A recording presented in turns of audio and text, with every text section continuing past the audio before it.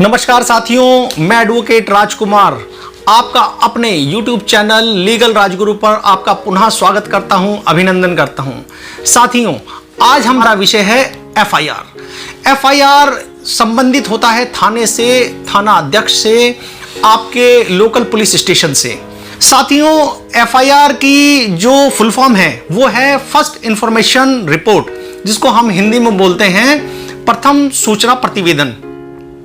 जो हमारी FIR होती है वो हमारे संज्ञेय विषयों पर आधारित होती है। संज्ञेय विषय कौन से होते हैं? वह विषय होते हैं जो गंभीर किस्म के अपराध होते हैं। गंभीर मतलब बहुत ही घातक किस्म के अपराध होते हैं। उन विषयों पर FIR दर्ज की जाती है और थाने की तरफ से ये दर्ज की जाती है। दूसरा हमारा आता है NCR।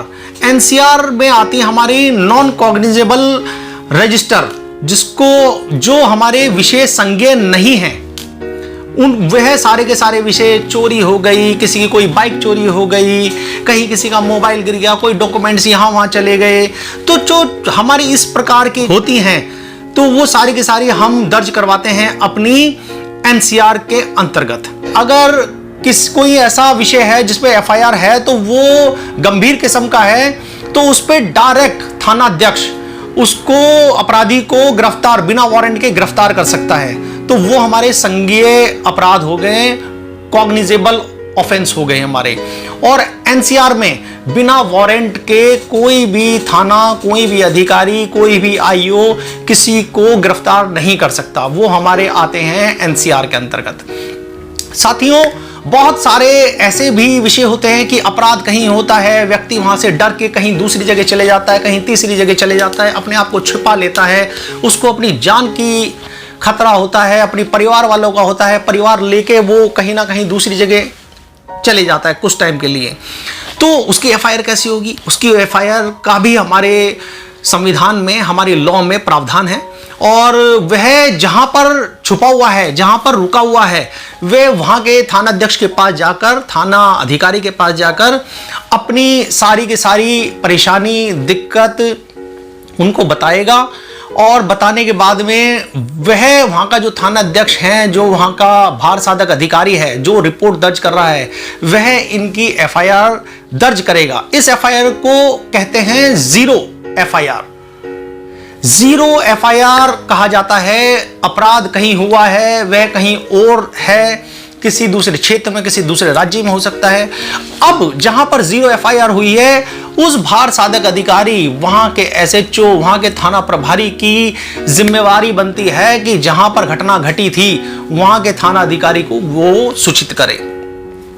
जीरो FIR वो वहां के थाना अधिकारी को भेजवाता है, वो उसकी जिम्मेवारी है। अच्छा, कई बार ऐसा होता है कि हम FIR करने गए और FIR वह हमारी दर्ज नहीं कर रहे हैं, ऐसा भी कई बार होता है।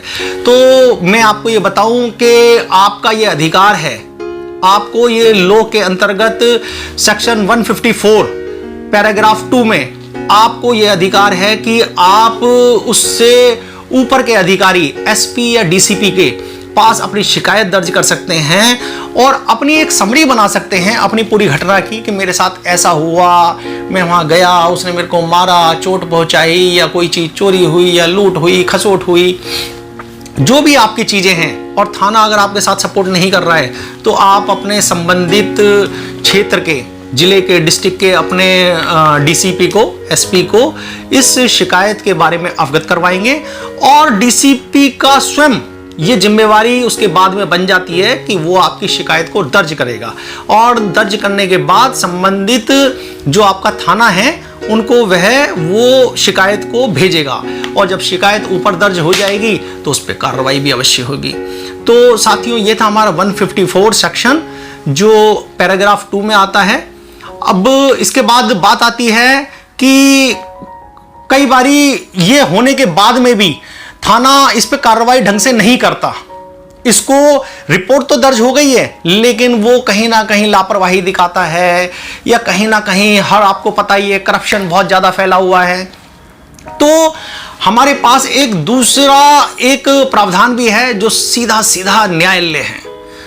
न्यायालय के माध्यम से सेक्शन 2D के माध्यम से, जिसमें इसका प्रावधान दिया हुआ है कि आप अपनी शिकायत सीधे न्यायालय को कर सकते हैं और न्यायालय को आप अपनी शिकायत, कंप्लेंट परिवाद के रूप में दे सकते हैं और न्यायालय आपकी बात सुनेगा और सुनने के बाद में डायरेक्ट थाने को भेजेगा और उनके खिलाफ कंप्लेंट दर्ज और एफआईआर दर्ज होगी।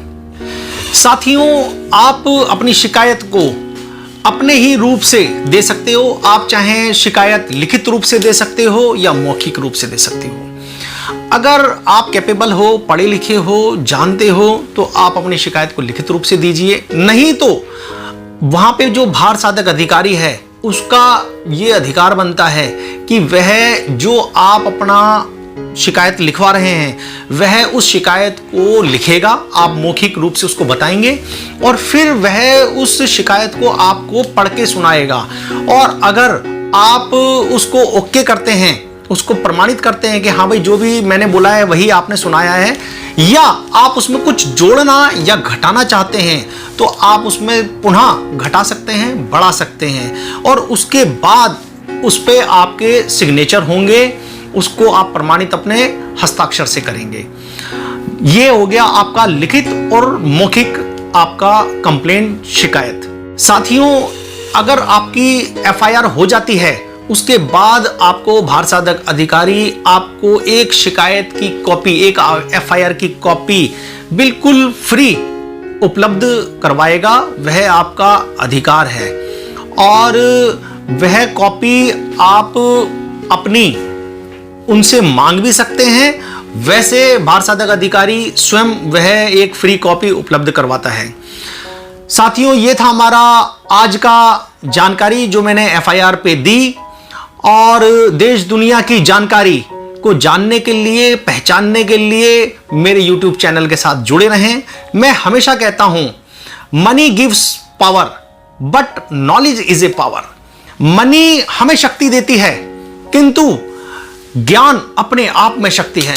तो साथियों, अपने ज्ञान को बढ़ाते रहें और देश दुनिया के कानून को जानने के लिए मुझे सब्सक्राइब, लाइक और शेयर अवश्य करते रहें। नमस्कार, थैंक यू।